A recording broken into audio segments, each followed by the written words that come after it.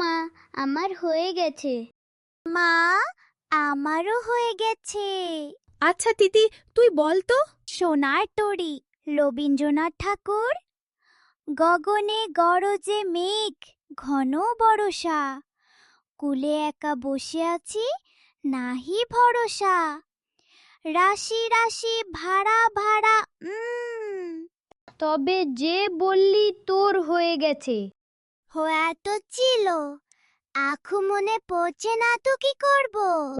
আচ্ছা, মুখস্থটা তুই ভালো করে করো। আর ফোরান, তুই বলো। প্রশ্ন: রবীন্দ্রনাথ ঠাকুর, মাগো আমায় ছুটি দিতে বলো, সকাল থেকে পড়েছি যে মেলা, এখন আমি তোমার ঘরে বসে বসে বসে খুব তো আমায় বললি, এবার তুই, তোর কি হলো? এই তোরা চুপ কর, দুজনেই ভালোভাবে মুখস্থ কর।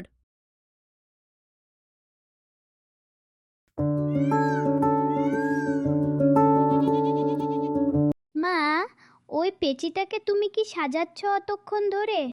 কি বললি আমি পেঁচি? মা দেখ না, আমাকে পেঁচি বলছে। আর তুই কি? তুই তো পেঁচা। তোরা চুপ করবি?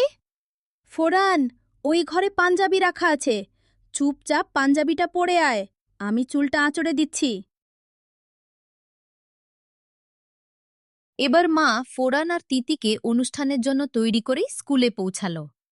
অনুষ্ঠান শুরু হলো। তখন রাত্রি আধার হলো, সাঙ্গ হলো কাজ।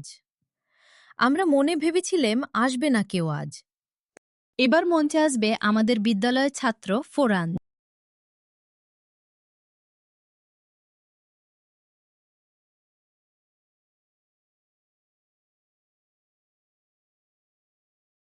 নমস্কার, আমি একটি কবিতা আবৃত্তি করে শোনাবো।